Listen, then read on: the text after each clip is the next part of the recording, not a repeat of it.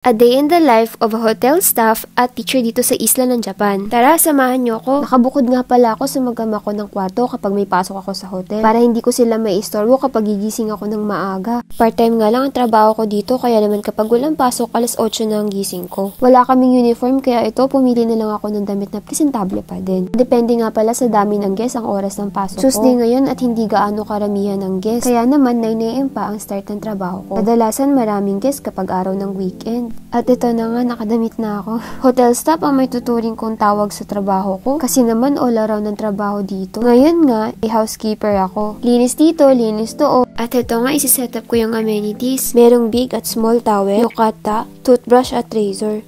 Ay, wala nga palang razor dito. Sa pinakailalim, OB ang tawag nila dyan. Ilalabas lang yun kapag winter. Pandoble at panangga sa lamig. At heto nga ang view from Japan. Paglalakad-lakad na nga lang din talaga ang pinaka-exercise ng mga tao dito. Bago ako maglinis, nagsiset up talaga muna ako ng mga amenities. Para naman dire-diretso ang pagkuskus ko ng mga likabok. 3 kwarto nga pala ang lilinisan ko ngayong araw. 2 tatami room at 1 bedroom. Ito nga ang flooring yung tinatawag nilang tatami. Kilala nga ito as traditional Japanese style room. Hindi nga lang sa hotel makikita ang ganitong style ng kwarto. Bukod sa mga lumang bahay, ay meron pa din ngingilan-ngilan na bagong bahay na nag-aalat ng space para sa Japanese style room nila. Maganda nga din kasi ito as receiving area kapag may bisita. At ito nga, tapos na tayo sa Japanese room. Samahan niyo naman ako dun sa bedroom. Nakakatuwa nga ang structure ng hotel na to. Hahati sila sa 3 building. Ang unang 4 na palapag ay nasa building A. Building B and C naman yung mga Japanese style room.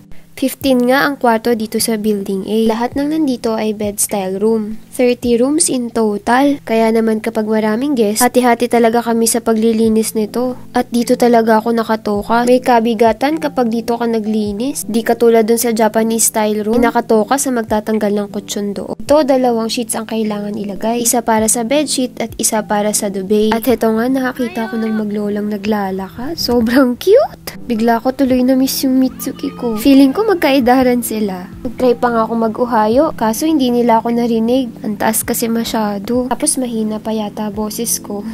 Ito naman ang view ng bed style room. Ito nga ang malimit na binabalik-balikan ng mga guests dito. Bukod nga sa ocean view na ito, fresh seafood para sa dinner. Ay, nako, kalami. Mamaya nga gabi, food attendant naman tayo. Tuesday nga talaga ang pinakabising araw ko sa buong linggo. Pag nagkataon talaga na merong guest ng Monday, kailangan ko tong linisan ng Tuesday. At sasabay nga ito sa 2 klase ko ngayong araw. Pagkatapos nga nitong paglilinis, konting break muna. Tsaka kung na nga lang isusunod ang pag-prepare ko sa klase mamaya. At ito na nga, tapos na tayong maglinis. Alam nyo ba na ako kuunti pa lang nalilinis ko na sobrang dumi talaga? Malimit kapag sobrang dumi, may kasamang mga bata. Kaya naman nung tumagal-tagal ako sa paglilinis dito, ay mabilis ko nang natatapos ang trabaho ko. Nga pala, susobra na ang haba ng video na ito. Susunod ka na lang sa next video. Sana samahan nyo pa rin ako. Salamat!